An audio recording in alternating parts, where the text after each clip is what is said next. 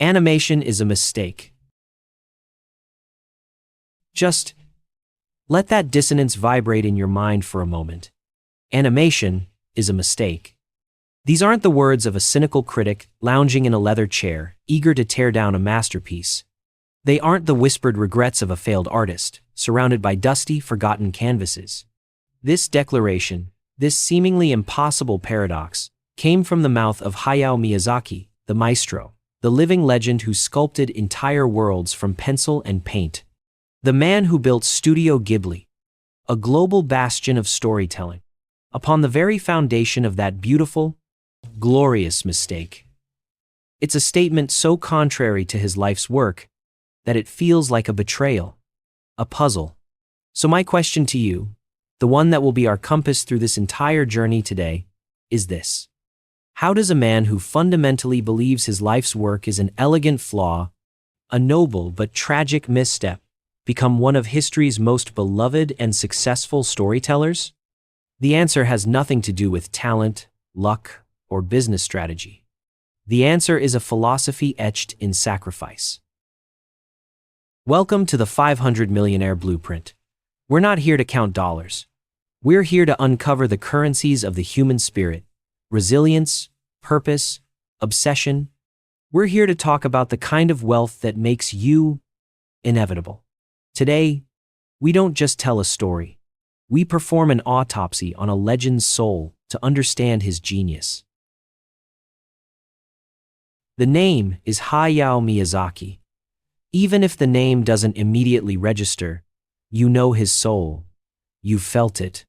You've seen it in the determined eyes of Princess Mononoke, felt it in the comforting, silent presence of Totoro, soared with it on Kiki's broomstick, and got lost with it in the bewildering, beautiful world of Spirited Away. His films are not mere entertainment. They are emotional sanctuaries.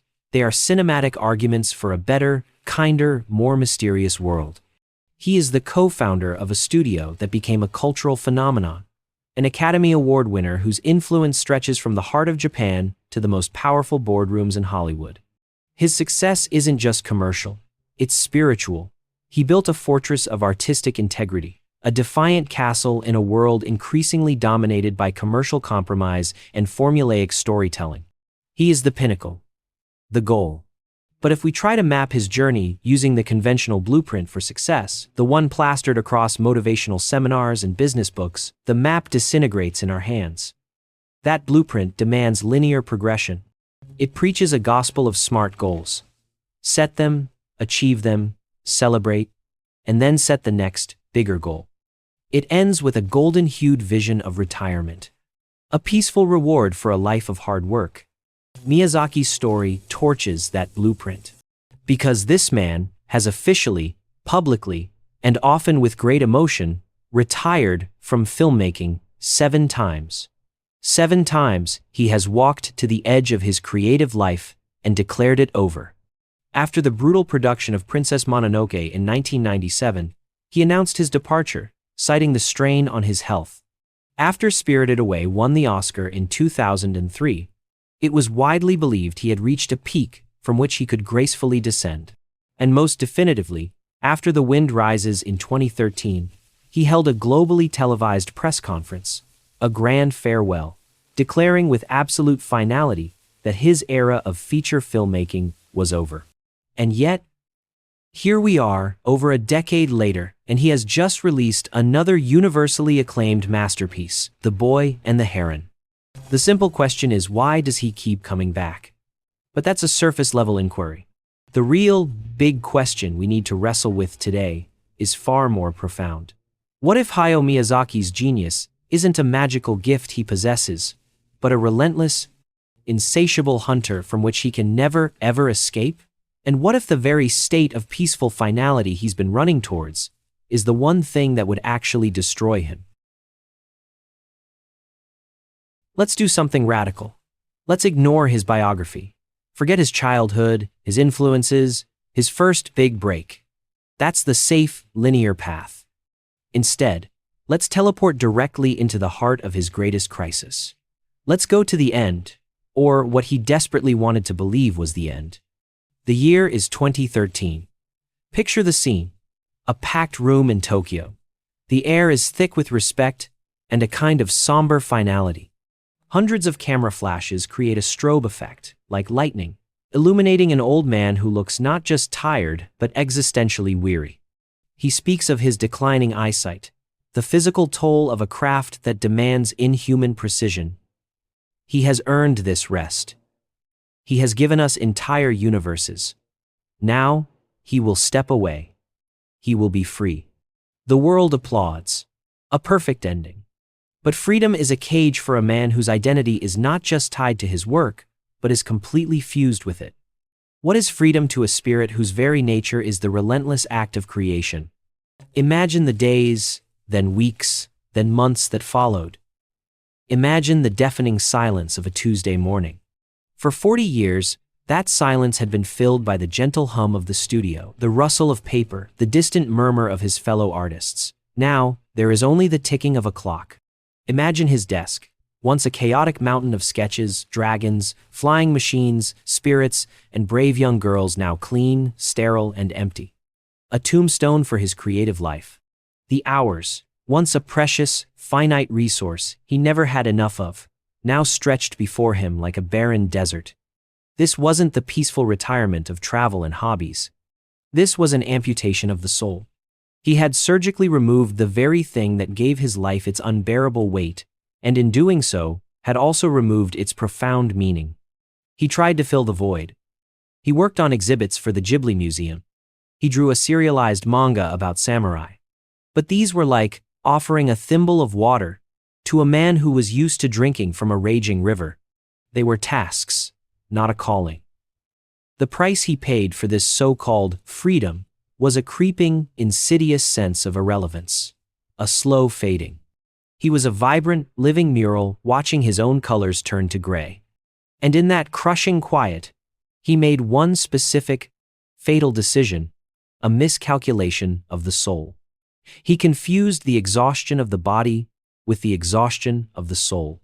He believed that because his hand was slowing down, because his eyes could no longer focus for 12 hours straight, his spirit must also be ready to stop.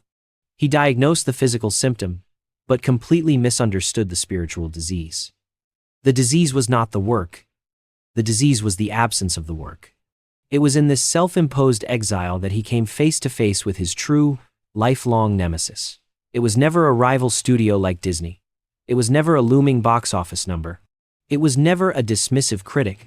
Miyazaki's greatest and most intimate enemy, the one that stalked him through every single frame of his films, is a concept I call the finished horizon. The finished horizon is that shimmering, imaginary line in the distance where a project is finally done, where the story is perfect, where the vision in your head is flawlessly translated onto the screen. It's the place where the artist can finally lay down his pencil, take a deep breath, and say, with complete satisfaction, it is complete. But for Miyazaki, that horizon was always a cruel mirage. A siren song promising a peace it could never deliver. Every time he poured his lifeblood into a film and crawled, exhausted, toward that horizon, it would simply recede, revealing the flaws, the compromises, the tiny imperfections only he could see. The finished horizon promised rest, but it was a lie. Its true purpose was to haunt him, to torture him, to remind him that his vision would always be grander, purer, more magnificent than what his mortal hands could ever create. His 2013 retirement was his most determined attempt to finally cross that line, to step over into the promised land of done. But when he arrived, there was nothing there. Just a vast, silent, terrifying emptiness. The hunter had finally stopped chasing him, and for the first time in his life, he had never felt more lost. The internal command to stay hard, to push through the pain of creation, had no target. The deep discipline he had cultivated for a lifetime now had no purpose. It was a sword with no battle to fight. So what is the earth-shattering lesson we pull from the ashes of Miyazaki's perfect retirement? The conventional motivational playbook, the entire library of self-development literature, tells you to begin with the end in mind, to visualize your success, to dream about the finish line, the exit strategy, the day you can finally rest on your laurels. Miyazaki's crisis doesn't just challenge this idea, it obliterates it. It offers a radical, counterintuitive philosophy. For a truly purpose-driven soul, the greatest danger is not burning out. The greatest danger is the illusion that there is a finish line. For people wired like him, and perhaps for people wired like you, purpose isn't a destination you arrive at. It's the motion itself. It's the friction, the struggle, the relentless pursuit. To stop moving is a form of spiritual death.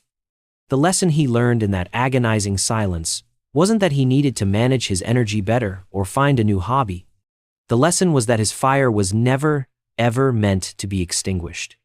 His journey was about learning to be grateful for the relentless heat of that fire, even when it burns, even when it threatens to consume him. No excuses. The only path forward was to create. Now, let's rewind. Not to his birth, but to a foundational moment. The creation of Studio Ghibli in 1985. Most modern studios are founded on a business model, a strategy for market penetration, a plan for quarterly profits and shareholder value. Studio Ghibli was founded on a philosophy, a ridiculously, almost comically, impractical one in the face of 1,980 seconds commercialism. The Ghibli Manifesto was, in essence, a list of commercial don'ts. No pandering to market trends, no excessive, soul-selling merchandising, and most importantly, an unwavering, fanatical commitment to the excruciating, time-consuming, and wallet-draining process of traditional hand-drawn animation. Right as the world was beginning its love affair with faster, cheaper computer-generated imagery, this wasn't a business plan. It was a declaration of artistic war. It was a purpose-driven sanctuary. At the epicenter of this rebellion was Miyazaki's core habit, his almost monastic daily discipline. Every single day, from morning until late at night, he was at the studio. He wasn't a distant CEO in a corner office. He was a frontline soldier in the trenches of creation. Eyewitness accounts from his staff describe a man possessed. He would personally review and often redraw tens of thousands of individual cells for a single film. He would obsess for days over the physics of how a character's hair moved in the wind, the precise way light should reflect off a single drop of rain on a leaf. His team, brilliant artists in their own right, would present a scene and say, "Miyazaki-san, it's good enough." And he would look at it with his intense, unblinking gaze and declare, "It's not right." He wasn't just directing a film. He was willing it into existence, frame by painful frame. This obsessive practice wasn't just a work ethic. It was a spiritual ritual. It was a form of extreme study motivation, where the subject was life itself, and the only way to understand it was to deconstruct it and recreate it through the tip of a pencil. He wasn't just making movies. He was on a lifelong healing journey, attempting to fix a broken, greedy, and violent world by creating perfect, self-contained worlds where courage, kindness, and nature held sway.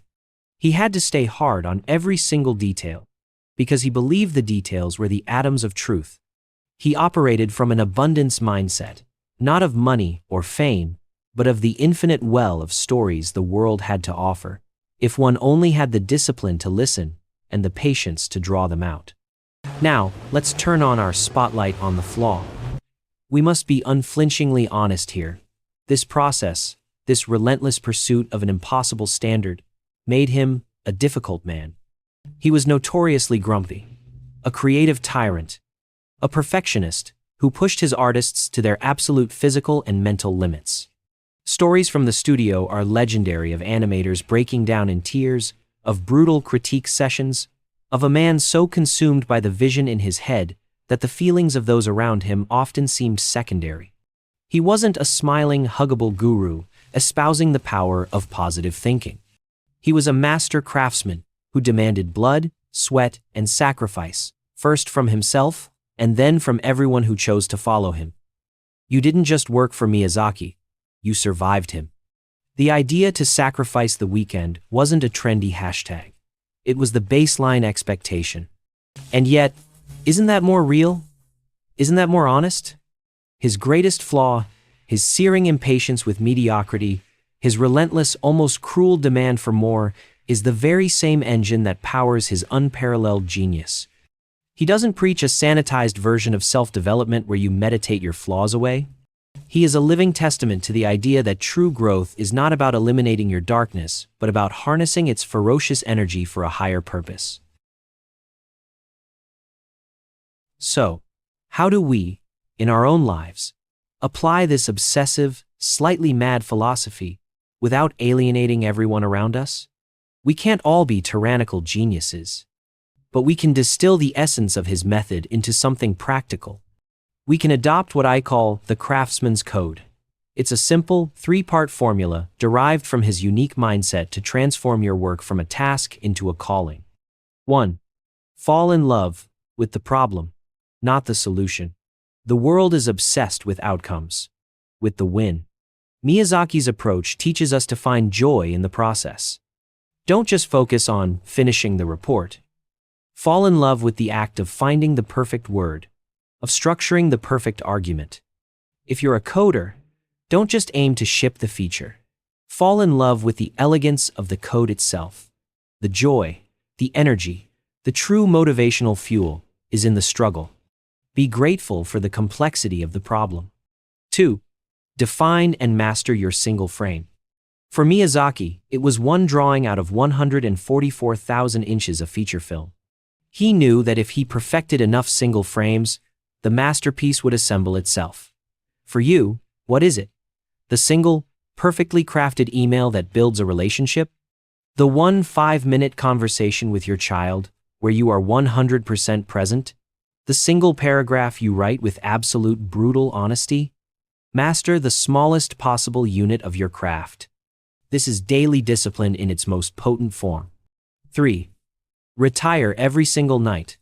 Miyazaki tried to retire from his entire life's work once a decade. It was a spectacular failure. The Craftsman's approach is to practice retiring the idea of a final destination on a daily basis. End your day. Look at your work. Acknowledge its imperfections. And then, let it go until morning. Your purpose is not to arrive at the finished horizon. Your purpose is to wake up tomorrow, filled with a quiet fire, and chase it again. You must learn to let it burn the passion, the ambition, the creative fire, without letting it consume you into ashes. And so, we arrive back where we started, in the quiet space created by that one shocking statement. Animation is a mistake. Listen to it now. Can you hear the difference? The layers of meaning? It's no longer the statement of a bitter man. It's the ultimate confession of a true artist. It's a mistake from a technical standpoint because it is an arrogant, impossible attempt to capture the fluid, chaotic, infinite beauty of life in a series of static, imperfect drawings. It's a fool's errand. It's a mistake from a philosophical standpoint because the act of creation is an act of hubris. It's the artist trying to play God, to build a world that is purer, better, and more just than the one we inhabit. It's a beautiful, noble, but ultimately doomed endeavor. And it's a mistake from an emotional standpoint because it is a craft that will never love you back as much as you love it. It will demand everything from you, your time, your health, your relationships, and in the end, it will still show you your own limitations. The final product will always be a pale shadow of the glorious vision inside your soul. It will always leave you feeling slightly unsatisfied. His 7 retirements were not failures of willpower or signs of indecision. They were the necessary gasps for air in an infinite marathon. They were moments of profound exhaustion from chasing an unreachable horizon. He had to stop, catch his breath, and then, inevitably, answer the primal call to get back in the race. Because his spiritual journey was never about finding peace in stillness, but about forging meaning in the endless, beautiful pursuit. The ultimate motivational message from the life of Hayao Miyazaki is not a simple platitude like follow your dreams or how to achieve your goals. It's a far more profound and challenging instruction. Live a life so deeply engaged and so purpose-driven that the very concept of a final goal becomes irrelevant. It's about finding the courage to embrace your own beautiful mistake. Whatever your animation is, building a business, raising a family, writing a book, mastering a skill, becoming a better person, the real work is to accept, deep in your bones, that you will never truly reach the finished horizon. You will never be perfect. And in that acceptance, you will find the ultimate freedom. The freedom to find peace, not in the destination, but in the dignity of the journey.